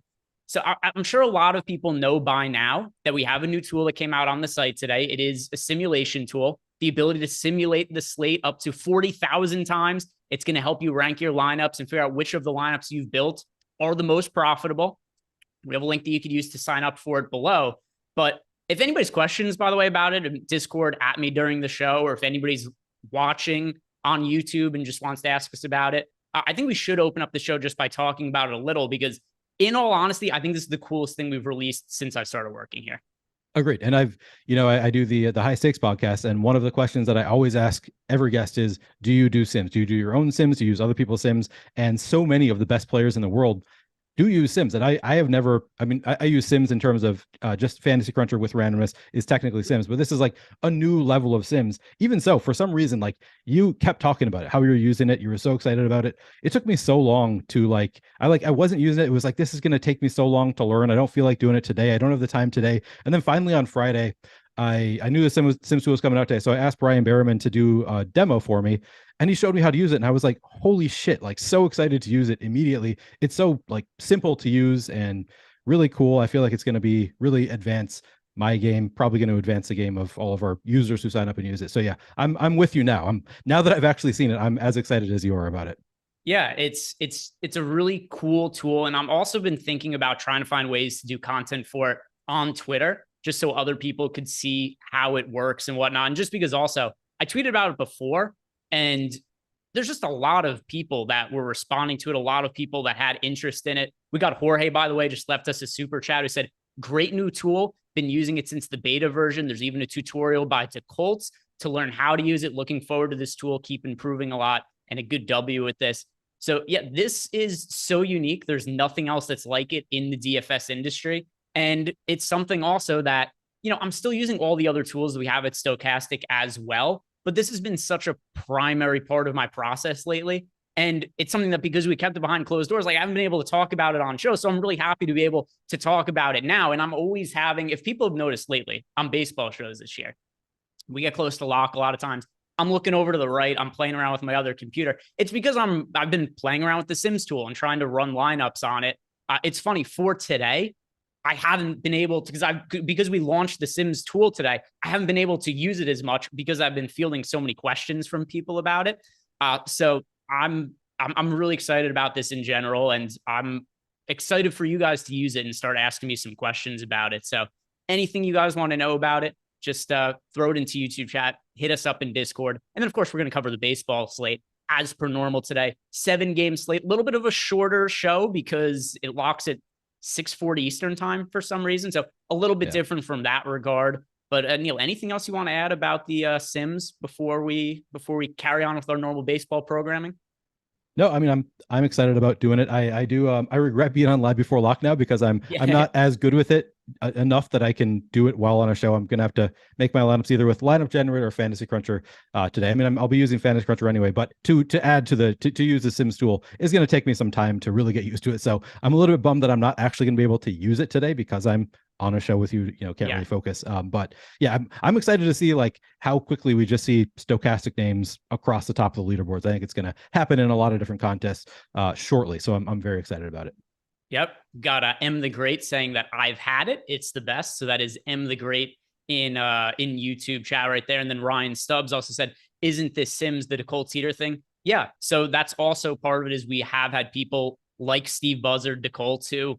We've been in the beta testing of this for a while. A lot of I've been involved in testing it along the way, giving input on it. Steve has been, a lot of other people here. So, and for people who are asking, is this a fantasy cruncher competitor? No, it is something that you still need a lineup builder in order to build the lineups to upload it. So the way it works is you build lineups up to 2,000 of them in Fantasy Cruncher, and then you import those lineups into the lineup simulator. And then from there, it's going to rank your lineups. It's going to tell you which of these lineups that you built are the best ones, the ones that are projected to have the highest ROI. They play against each other. And this is what's really crazy about it. The lineups play each other 40,000 times. And no joke, it takes like a minute for that simulation to happen. It is crazy how fast it works. And yeah, that was a good clarifying point there that you can't make lineups within lineup generator. So you do still need Fantasy Cruncher for that aspect of it. Should we talk about the baseball slate now? Yeah, I suppose we should talk about that. Yeah, so we'll talk about the baseball slate as well. I should mention that we're sponsored by Prize Picks today. And if you guys sign up at Prize Picks, using the link that we have below, you're going to get up to a $100 bonus on your deposit. And you get 1 free month of Stochastic Plus Platinum, which is going to cover all of our player projections, ownership projections, the tools we have at stochastic.com. The Sims tool, I should add, is an add-on to that, but you still do need to have a Stochastic subscription in order to get the Sims add-on. So if you want the Sims, you pay for it, but also you need to have a Stochastic Plus Platinum membership that you could get access to just by signing up at Prize Picks using the link that we have below. And like I said, it also gets you $100 in deposit money. Deposit money. It's the new form of currency in Sim World. It's now called money instead of money. But yeah, sign up at Prize Picks to get all of that. And let's start by talking about the pitchers today, Neil. This is not the best pitcher slate in the world. I don't know if you've taken notice of that. We do have a couple of very popular pitchers. In particular, Aaron Nola is projected for nearly 50% ownership tonight, pitching at home against the Detroit Tigers. You and I actually talked about him earlier. Because, well, not him earlier, but we talked about Zach Wheeler, who's going to be pitching against the Tigers on our So Rare show for tomorrow. What are you doing with Nola today? Super popular on a slate that doesn't have very many good pitching options. Yeah, so I did a MLB a lineup generator show earlier, and I got to 80% Nola in my first 20 lineups that I built. And like, honestly, if I just kept it at that number, I wouldn't be upset. Like with pitchers, I'm just really willing to eat the chalk a lot more than I am with stacks. So even with the negative leverage here with Nola, Nola is such a boom bust pitcher in general. Like I always worry about Nola. I don't know if that's just in my head, like my history with Nola. I always feel like I worry about him giving up a ton of runs and being pulled. But in a matchup with the Tigers, I do feel a little bit safer there. And Nola, of course, a great strikeout pitcher. So I wouldn't be shocked if I end up over the field on Nola, even at 50% projected ownership. I haven't built up my lineups yet. I'm not sure if I'm going to use just build them a Fantasy Cruncher or try and use lineup generator today. But if I end up with more than 50% Nola, honestly, I wouldn't be upset about it. What do you think about it? It's so I'm also going to be building my lineups as I go here, but I assume I'm going to end up with a good amount of Nola just because of how weak the pitching options are. And there are a lot of lower owned stacks that I'm going to like that we could get overweights to the field to. So I think the way I'm going to be approaching this slate is probably playing some of the chalk at pitcher and then differentiating with my offenses. That's how I want to approach this slate, just because it's so hard to find pitchers that I feel all that confident in. It kind of seems like you're leaning the same way. Yeah, I'm leaning the exact same way. Yeah. James Perkins says, so Nola is chalk. Yeah, we've got Nola at 50% projected ownership. So I'm expecting him to be, we're expecting him to be the chalkiest pitcher on the slate. I'd be kind of surprised if he wasn't. Yeah, and the other pitchers that are expected to be popular, although not quite as popular as Aaron Nola, but we've got Blake Snell projected for 37% ownership. Braxton Garrett is projected for 33% ownership. So those are the two other pitchers that are projected for north of 30% ownership. In terms of Blake Snell and Braxton Garrett, do you feel the same about them as you feel about Nola, or one of these other pitchers who are still very popular, but not quite as popular? Do you feel that one of these ones doesn't warrant the ownership and you're more apt to be underweight to them? It's a good question. I mean, probably if I were going to cut one of these pitchers from my lineup, so it'd probably be Braxton Garrett. I'd be more inclined to just go to Nola and Blake Snell in San Diego rather than Braxton Garrett. I mean, nice enough matchup with Kansas City. Braxton Garrett 8,300. I just don't see him as quite on the same level as a Nola or a Blake Snell. It's kind of an interesting, like, it's not a great pitcher slate, but it really is an interesting pitcher slate, just like with pitchers who look good across the board in terms of pricing. I'm with you, by the way, in terms of wanting to be underweight to the field on Braxton Garrett if I had to choose one. Project for north of 30% ownership. He's having a good season this year, but he doesn't have the same track record as some of these other pitchers. And I definitely don't feel quite as confident in Braxton Garrett as I do in Aaron Nola. And then, I mean, Blake Snell also, he's somebody else who's fairly inconsistent, but at least he's pitching at home. Over the course of his career, he has been a much better pitcher at home than he has been on the road. So one benefit that also goes to him from that standpoint. But is there anything that you're looking to differentiate with the pitcher? Are there any more contrarian pitchers you're looking at where you're like, oh, that guy should be higher owned and makes us a good pivot off of higher owned pitchers? I want to say that there are. I don't know that it's really true. Maybe Brandon Bielak at 7,200. It's a tough matchup, obviously, with the Jays, but coming in at 1% ownership, we've got him with a 10% chance of being a top 2 pitcher. I could see myself going to a little bit of a 7,200 Brandon Bielak. For the most part, I think I'm eating the chalk. Mike Mayers also looks good for us in Miami. Obviously, a great spot, great stadium to pitch in, coming in at 4% ownership, 15% chance of being a top 2 pitcher, 19% chance of being a top 2 value pitcher. So there's certainly some merit to going to Mike Mayers, I'd say, as well. Yeah, I'd say as far as like under 10% guys that are just outside of the like chalkiest guys, we have 5 pitchers who are chalky, I'd say, and then the rest are kind of contrarian. Of those pitchers, outside of the 5 who are chalky, Aaron Nola, Blake Snell, Braxton Garrett, Johan Oviedo, and Andrew Abbott are our 5 chalky pitchers. I'd say outside of those 5, I think I'd be most likely to go to Mike Mayers, Brandon Bielak, maybe Alek Manoah, but probably Mayers and Bielak would be the first 2 contrarian pitchers I'd go to. How about you? Yeah, I went down the Manoah path his last start. It went fairly poorly, which, I mean, if you've played Alek Manoah at all this year, it's gone fairly poorly. Yeah. He's been a bit of a disaster and crazy. He was a Cy Young type candidate pitcher last year, and the velocity's down. The spin rate is down this year. He's just not the same guy. And it's hard to know, like, is there an underlying injury? Is there something else going on? Is he tipping his pitches? I tend to think that's not the case, because tipping your pitches doesn't make your velocity or spin rate lower. It just seems like there's something that he lost this year that he had last year. So not somebody, at least as of now, that I assume that I'm going to be getting a whole lot of. We should also talk about Andrew Abbott here. I don't know if you brought up him when we were talking about pitchers, but extremely cheap today and also fairly popular. We've got Andrew Abbott projected right now for right around 30% ownership. And the main reason people are playing him is the price point here, Neil. He is 4K, the flat min on DraftKings. You wouldn't go and play Andrew Abbott over on FanDuel. But on DK, we need to roster 2 pitchers. He's the flat min at 4K. What are you going to do with him? He's a young prospect. He has had some good results in the minor leagues. But the big point here is he's so cheap. Is he cheap enough to where he presents enough value, or do you even need the value of pitcher today?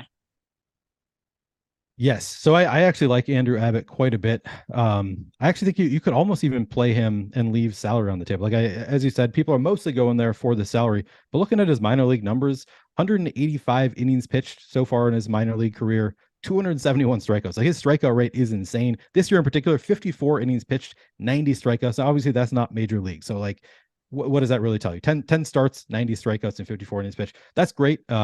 Who knows how it's going to translate to the major leagues, but yeah, when you can get him at 4,000, that is definitely interesting to me. it's, you don't really need the salary savings, but it wouldn't be that shocking to see him with that kind of strikeout rate in the minors if it does translate to a pretty high, close to 30% strikeout rate in the major leagues, in which case he would be an absolute stud. So I do have interest in Andrew Abbott just because of that minor league strikeout rate. Who knows if it's going to translate in the major leagues, but I'm willing to take a shot while he's while we don't know for sure. He's, as you said, he's getting 29% ownership. So it's not like I'm taking a shot on a pitcher who is completely unowned. You are eating some ownership there, but we have him with a 49% chance of being a top 2 value pitcher. So I actually do think that there is merit to go in there, even though you don't necessarily need the cash savings. So here's another question then. I think I already know your answer is going to be, but I think it's worth talking about because it's just something interesting for this slate. And then I know we have some super chats. We have some questions to get to. We'll hit on those after, and then we'll build some lineups in the lineup generator. Would you have any interest in a slate like this in just playing value? Meaning you go to Andrew Abbott and then you pay up for hitters because you do have a lot of extra salary if you're playing Abbott at 4K. For cash games, I think it's pretty interesting. Is that something you consider in tournaments where it's kind of like I'm just capturing points per dollar value? To an extent, yeah. So like I think I could be more inclined to play like 5-man primary stacks with 3 one-offs. So that would be a way that you can bring up the projection of your lineup, get more studs into your lineup rather than forcing in like 5 threes. So like in general, I'm still going to want a good amount of correlation in my lineup. I'm not just going to do like play Andrew Abbott and then just play all of the best bats because we know that stacking is how you win at MLB DFS in general. But I think that you can go, a little bit less stacked and try to capture some of those studs in this slate. So maybe I'd be a little bit more inclined to not full stack with like full 4-4 or 5-3 stacks, like maybe leave a few more one-offs in there to bring up, some studs into your lineup. Yeah. And like I said, more so for cash games. It's not something I'm doing for tournaments. I just wanted to bring it up because it's something that I think people might, they might be running lineups in Fantasy Crunch and be like, well, I get some pretty high projected lineups with Abbott in them. I wouldn't do it. I would only be playing stacked lineups in tournaments. Cash games, though, I do think that there's some merit there for Abbott. We've got a super chat here from Ace of Spade. We owe you a super chat still, Ace of Spade, but you left this one. We're going to go ahead and answer it. DK Tiers, thanks again. Yes, sir. I will answer. By the way, did Josh do one of his DK Tiers tweets earlier today? Good question. I haven't looked yet. Let me take it. Because I've got lineups run for DK Tiers in front of me right now. But we could do our back and forth for the DK Tiers if Josh has those out on his Twitter as well. He sure did 9 hours ago. All right, there we go. So let's compare notes here. So DK Tiers, when I ran lineups through here, I'll tell you what I got to. I got to a whole bunch of Rangers stacks. I don't know if that's what Josh's lineups looked like as well when he ran it through, but like tier 1. So like I would normally just say Yordan Alvarez here, but because I have the ability to go to Marcus Semien, and this is a good spot for the Texas Rangers going up against Adam Wainwright, I'm going to go with Marcus Semien in tier 1. What did Josh have in tier 1? Yeah, so I don't think that based on his sims, I'm not seeing like we're going to have a ton of Rangers stacks in Josh's lineups. Okay. He does go to Yordan Alvarez, who just it's fairly flat, to be honest, for tier 1. The lowest is Marcus Semien in Josh's numbers at 21% as the top player, and Yordan Alvarez up at 28%. So fairly flat across the board, but he does have the most of Yordan Alvarez hitting that top projection the most frequently. Tier 2, that is Corey Seager in tier 2 when I ran lineups. He has Bo Bichette number 1, but it's really basically even Bo Bichette and Corey Seager in tier 2 for Josh. Tier 3. And by the way, you could build Blue Jay stacks out in this as well. I ended up on mostly Rangers when I built lineups. So you could go Bo Bichette. You could go Vlad Guerrero. We're going to be talking about some other Blue Jays players as well. So I wouldn't be surprised if Josh had, based on what we talked about so far, Vlad Jr. in tier 3. I have Adolis Garcia, but I think those are your 2 best options. Adolis Garcia, Vlad Jr. Depends which stack you're building. I like the Rangers. What does Josh have there, though? He does have Vlad Guerrero with actually an 8% edge on the next best. Then it comes down to actually Nolan Arenado sneaks just ahead of Adolis Garcia for Josh. All right. And then moving on to the next tier, I have in tier 4. So tier 4 is George Springer is the one that stood out the most to me. So if you're building Blue Jays stacks, that could also, be notable. Although with that said, Josh Jung of the Rangers is also in tier 4, but there's quite a difference in George Springer as a fantasy producer and an overall player than Josh Jung. Standout rookie, but not quite on Springer's level. What did Josh have in tier 4? Yep, he does have George Springer at the top, edging out Kyle Tucker. All right. Tier 5 then. Tier 5, you got more Blue Jays, more Rangers you go to. Nate Lowe is an option in tier 4. You could also go with Matt Chapman. By the way, if you want to build an Astro stack, another viable way you could go would be Jeremy Pena. But tier 5, I'm going to go with Nate Lowe. Stick with the Rangers. What does Josh have in tier 5? Josh does have Nate Lowe showing up optimal the most of anybody in tier 5. Matt Chapman is actually 4th for Josh, but there is just 3% separating them. So still, it's a fairly flat tier as well. And now let's go and look at tier 6. Tier 6, my least favorite Ranger in it is Jonah Heim. So it's going to be really hard for me to advocate for him. If you wanted to jam in a Rangers hitter, you could go with Heim, but I actually prefer getting to Kyle Schwarber the most in tier 6. What did Josh have in tier 6? Yeah, he has Jake Fraley on top, Kyle Schwarber number 2. All right. So there we go. Although Jake Fraley a late scratch, Grandpa Steve. Yeah, I was going to say Fraley isn't in the lineup today. But all right, well then scratch that and just go to Kyle Schwarber.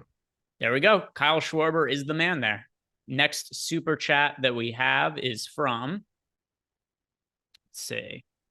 We have a question here from Brandon Wagner. Brandon wants to know, how are y'all handling Abbott? I have him my high dollar single entry with a 4-man red stack. So let me run lineups right now and see with the most recent everything we have. I would get to Abbott as my 3rd most rostered pitcher. Nola being 1, Snell 2, and then Abbott 3 in the lineups that I just ran. And that has me almost exactly even with the field on Andrew Abbott relative to, and by the way, I have no issue playing him in single entry at all, but relative to ownership, Neil, do you believe you're going to be at the field to Andrew Abbott, over the field, underweight? Which way do you see this going for yourself? I see myself being overweight to the field most likely. I have not run the lineups yet, but I wouldn't be upset to be overweight to the field on Andrew Abbott. Okay, there we have it. And by the way, another thing too, when we talk about offenses in a second, and Jordan, after this, we'll run the lineup generator and see what's popping up in the lineup generator, which is still a tool that we have over at stokastic.com. And you guys get access to that for less than $5 signing up using the link that we have below. So Jordan, cue up the lineup generator. We'll hit on that in a second. Before we get into it, I'm playing both sides of it, though. I also like stacking against Abbott as a relatively unknown that's picking up ownership today. Yeah, that makes a lot of sense. Always pitcher in his major league debut, probably going to have some nerves, might not be up to the level of competition. We don't really know who he is yet. So yeah, definitely seems like a spot where you can attack both sides. Anything else that you want to talk about from a pitcher perspective? No, I mean, I kind of, as I said earlier, we really just have those 5 chalk pitchers: Aaron Nola, Blake Snell, Braxton Garrett, Johan Oviedo, and Andrew Abbott. If you go anywhere else, you're going to be under 10% projected ownership, mostly, 4% or under there outside of Alek Manoah. So pretty easy to get contrarian if you want to, but my guess is I'm going to be eating a lot of chalk here. Yep. I think the chalk is relatively good at pitcher today. There's nothing I look at. It's like, oh, I need to be, underweight to this guy in any kind of way. It just makes sense, right? There's a lot of shitty pitchers, and then we've got a few good ones that are good options that are picking up ownership. And I certainly get why the field is going there. So I just ran a crunch of 100 lineups. I set a cap of 60% on my pitchers just to see. I was curious what I would get. I got to only those 5 chalky pitchers. I got to 60% Nola, 59% Braxton Garrett, 43% Andrew Abbott, 19% Blake Snell, 19% Johan Oviedo. So I thought that was just interesting to point out that with some randomness on running a crunch of 100 lineups, I just got to only those 5 chalky pitchers. All right. Let's see what we end up getting to when we build lineups in the lineup generator. Jordan, if you wouldn't mind sharing it on screen, and I'm going to make this bigger. And, if you press the F11 button, how it locks in your screen and makes things even a slightly bigger, which is good for men of our age that don't see too good. Let's start with DraftKings.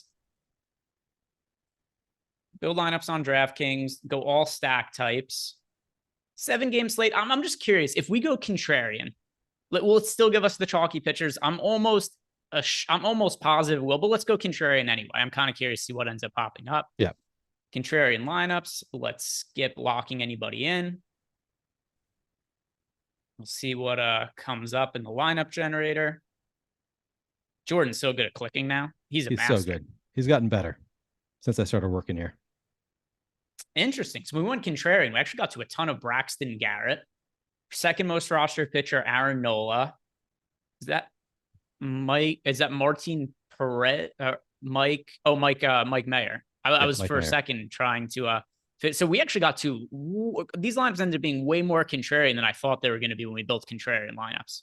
Same. Like I'm surprised that we went contrarian at pitching generally. I mean, we still have 41% Nola. We still have 41% Johan Oviedo. So like we're not going crazy, but 65% Braxton Garrett, probably more than I want. I would probably go back and get rid of some of those Garrett lineups, add in some lineups with other pitchers. And then let's see, in terms of stacks, what did we end up getting to here? We got Yordan Alvarez, Kyle Tucker. We got some Astros stacks. I see Brian Reynolds, Brian Hayes. So maybe we got some Pittsburgh stacks there as well. Yeah, it does look like primarily Astros stacks, and then a lot of Phillies one-offs, Trey Turner, JT Realmuto, some Pirates stacks, Jose Abreu. So yeah, Astros. Yeah, some Phillies in there. Yeah, these lineups ended up being way different looking than I thought they were going to. I thought they were going to be like really contrarian stacks and chalky pitchers, but it's not like we're getting like off of the chalk with the pitchers. We're just not playing like the chalkiest of the chalk there. Yeah, interesting. All right, let's do the same exercise for FanDuel now, Jordan. I want to see what ends up popping up. We do FanDuel lineup, so let's go contrarian again, and just see like what pitchers end up looking different on FanDuel relative to how they looked on DraftKings, because yeah, I'm not exactly sure what to make of it. Contrarian lineups. There's always I like doing this exercise. I think it's fun just for an idea of, if you're building contrarian lineups, what do we project as optimal? Right. And, it's 20 lineups, so it's not looking at a massive sample size, but, still. All right, so for FanDuel purposes, we still got to a ton of Aaron Nola. He was our second most rostered pitcher, if I remember correctly. We did the DraftKings lineups. FanDuel, he was our most rostered pitcher. We got a little bit of Johan Oviedo there. What else you taking note of here, Neil?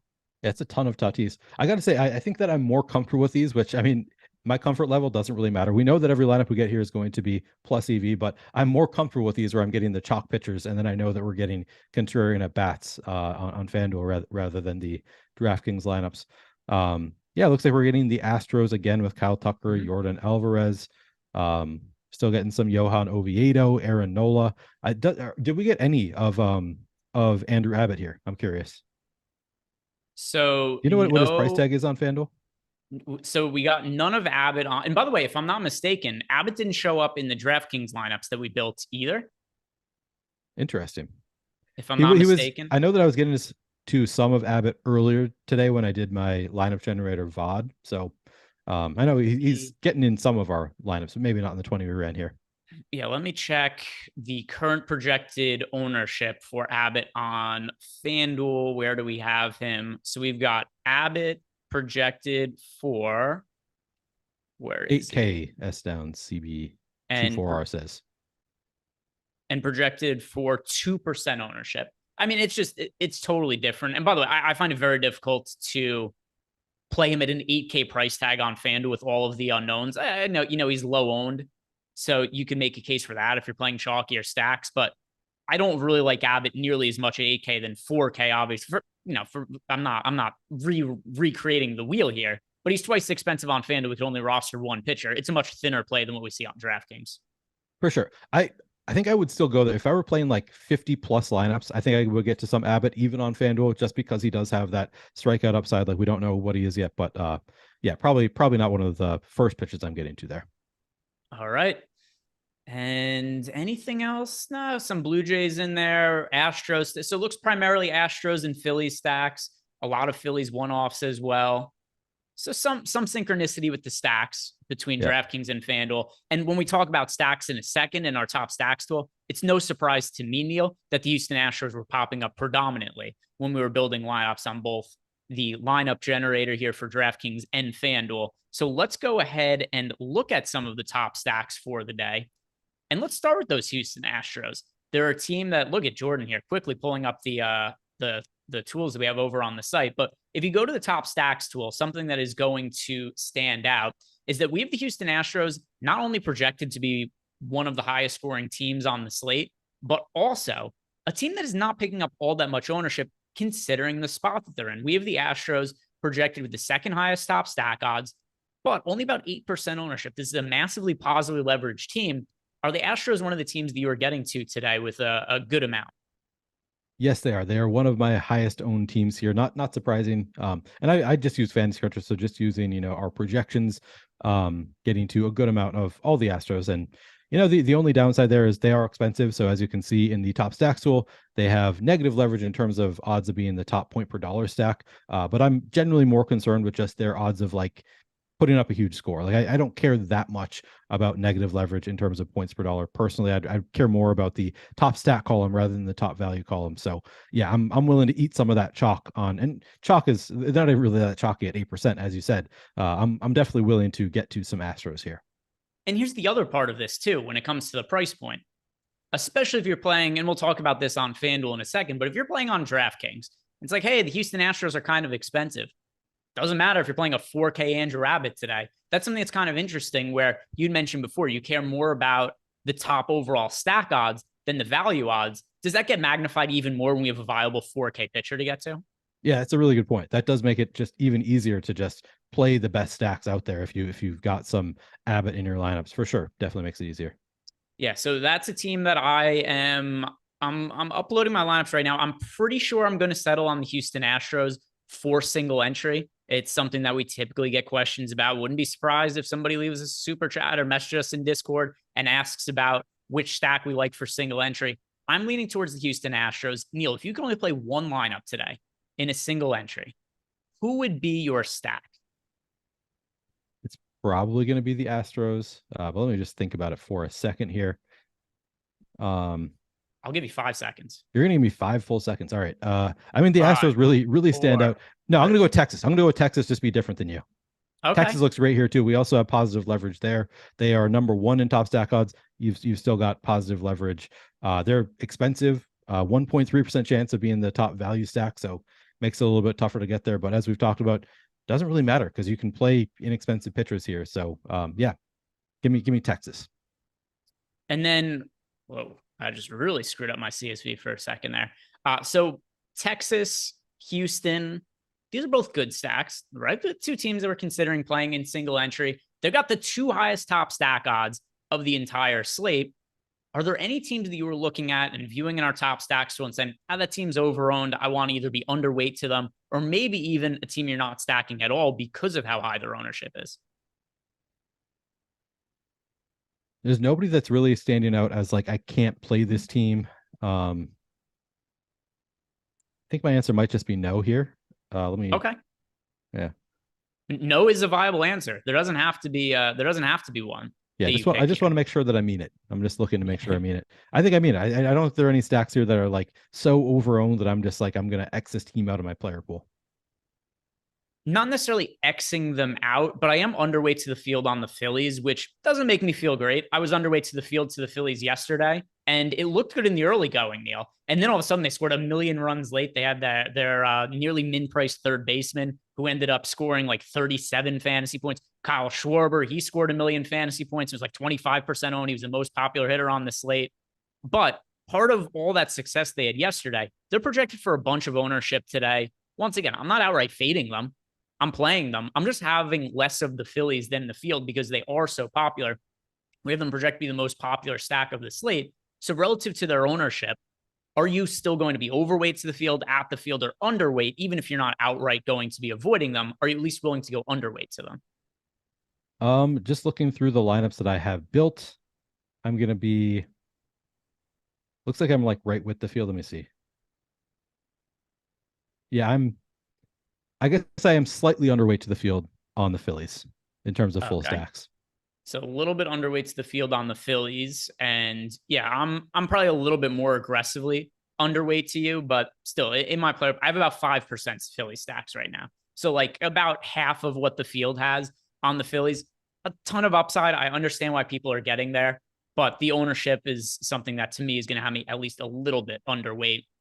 By the way, super chat here from Dahmer 707 or Domer, or Domer, Domer.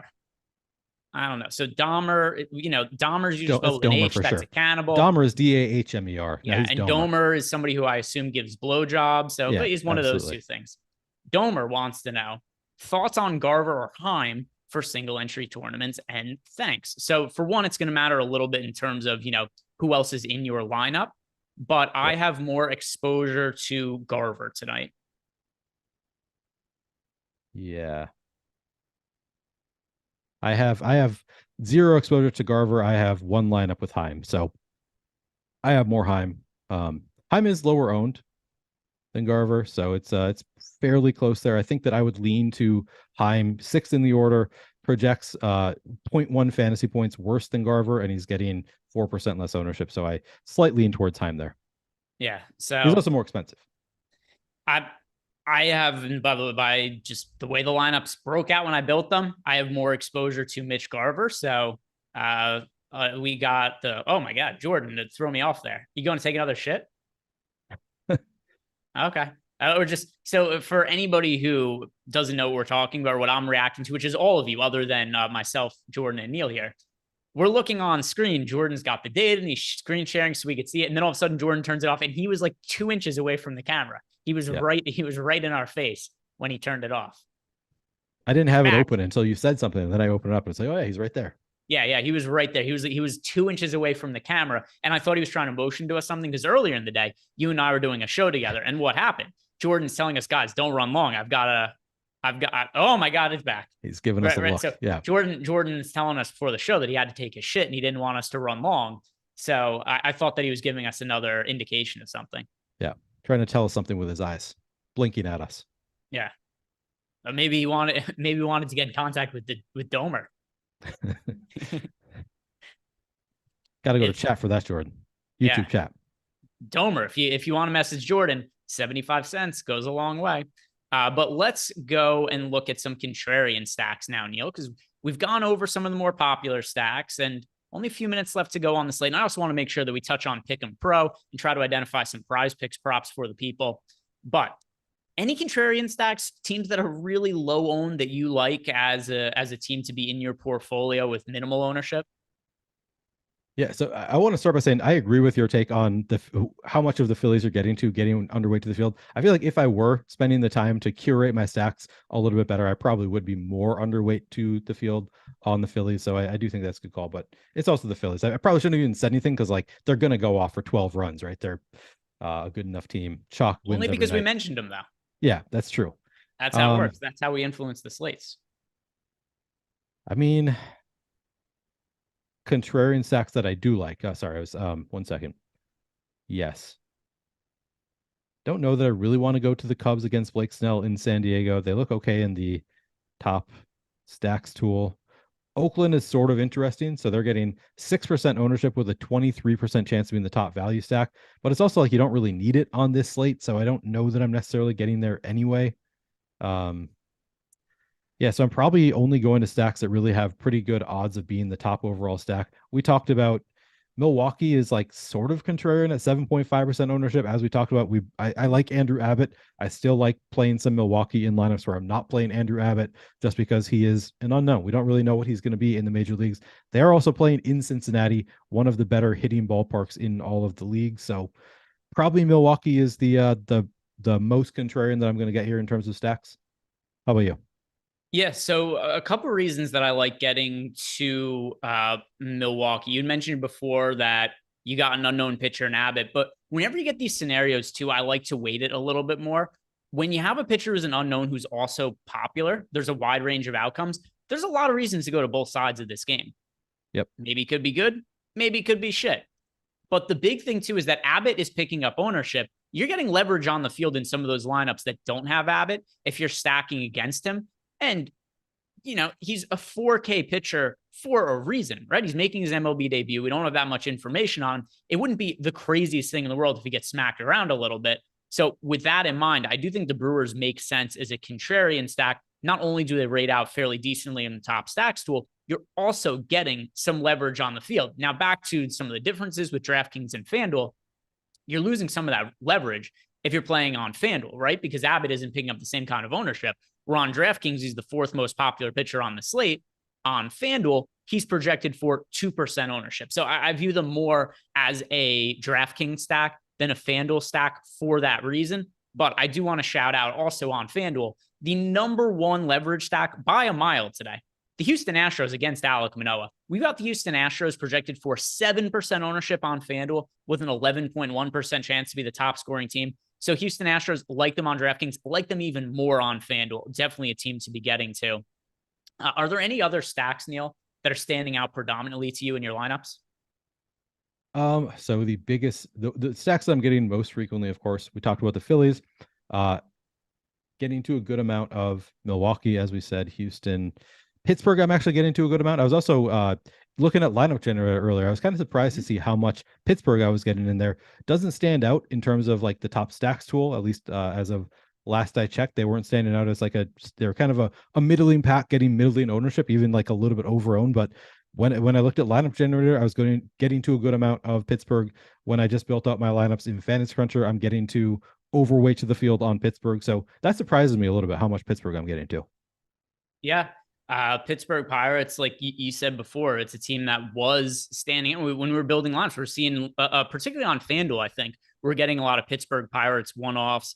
Looking through my lineups and trying to see, I've got some Rodolfo Castro in here. Who else? Brian Hayes. Who are the other Andrew McCutchen I'm getting exposure to. So those are the most rostered Pirates. If you look into your lineups, who are the ones that you overall have the most exposure to from Pittsburgh? Yeah, so overall, I'm getting to the most of G1 Bay in the 7-hole. That kind of surprised me that the 7-hole hitter is who I'm getting to the most of. Getting to a good amount of Brian Reynolds, Connor Joe, Rodolfo Castro. And then it's kind of a drop down to I'm getting only 8% Andrew McCutchen. So yeah, just those top guys, a little bit of Brian Hayes, but again, under 8% Brian Hayes as well. And we've got a question in Discord here from Heflove. He is running a Phillies and Rangers stack and says he could play either of them at catcher. Considering he's a Rangers and Phillies stack, he's saying Heim or Real Muto. If you have the ability for either of them, it's pretty easy Real Muto for me. Yeah, just go with if they both fit, I'd go Real Muto. Yeah, they both fit. And it's a stack of the two teams. He's got a Philly stack. He's got a Ranger stack. Those are two teams he's stacking there. Yeah, go with Real Muto in that kind of scenario. Anything else you want to talk about with stacks? If not, Neil, we'll look at our pick'em projections. We'll find the best prize picks plays of the day, and then that'll take us into lock. No, I think that we've talked about all of the most important stacks: Texas, Houston, Philly. We didn't really talk about St. Louis. Do you have any interest in? Did we talk about St. Louis? Oh, they look good in the top stack tool. 7% projected ownership, 9% chance to be in the top stack, 10% chance to be in the top value stack. They look pretty good to us. I'm actually not sure how much I got of. I've read around 10% of them. Yeah, looks like I'm getting to a good amount of Paul Goldschmidt, but otherwise, yeah, I'm right with you, right around 10%. But they look good in the top stacks tool. All right, so let's bring us home by looking at the Pick'em Pro tool, and don't forget, we're sponsored today by Prize Picks, and if you guys sign up using that link below, you're going to get up to a $100 bonus on your first deposit and 1 free month of Stochastic Plus Platinum. And if we look at Prize Picks and look at what they have for MLB, our number one baseball prop of the day in Prize Picks, Neil, under 5.5 strikeouts for Andrew Abbott, who we were talking about before. And, you know, it's funny when it comes to Abbott, he could strike out 3 hitters and have a great game relative to his 4K price tag on DraftKings, but under 5.5 strikeouts, 5.5 is a pretty high number for a pitcher making his debut. I like the under here as well. Yeah, I mean, I'm gonna trust the projections on this one. We've got him projected at 4.7. Now, obviously, I'm playing enough of him that I hope that he goes over that. I think that he has the ability to go over that, but he is making his major league debut. They might be a little bit more inclined to pull him early. So obviously, gonna trust the projections here. And then let's find one more we like here. Definitely some other pitcher props that are standing out. Boy, it's hard to feel great about an under on Johan Oviedo just because he's pitching against the Oakland A's. But how about we look at Joey Wentz for under 4.5 strikeouts? Joey Wentz, who's more or less trash. He pitches every 5 days, generally to lose for the Detroit Tigers on the road against the Phillies. I did mention that I'm going to be underweight to the field on the Phillies, but 4.5 strikeouts looks like a pretty high prop for Joey Wentz over at Prize Picks. I like him for under 4.5 on that mark. Anything else you want to mention here, Neil, that's standing out in our Prize Picks projections? Yeah, well, as a true American, I feel like true Americans love overs. You're more ethical if you take overs. You're cheering for the person instead of against them, Greg. So I'm going to take this. Brandon Bielak. Not only is it American, of course, to bet overs, but betting against the Blue Jays. Brandon Bielak over 3.5 strikeouts looks good here. We've got him projected for 4.3. Yeah, and then also pick 'em pro package here. Less than $5 when you sign up using the link we have below and you sign up for the first time. Great value. It's going to help you make some money over at Prize Picks. Good point by Chuck Deuces, by the way, who doesn't pitch to lose for Detroit. Yeah, their pitching staff isn't great. The offense has been surprisingly decent this year, so they're close to a 500 team, creeping up on Neil's Minnesota Twins and their horrid offense towards the top of that division. But yeah, the Detroit Tigers. Yeah, everybody's pitching to lose there. But that does it for us. Thank you guys very much for sticking around and watching the show. If you did not do it yet, like the video, subscribe to the YouTube channel. Shout out to Prize Picks for sponsoring the show. Hope you guys have a great night. Peace. See you tomorrow.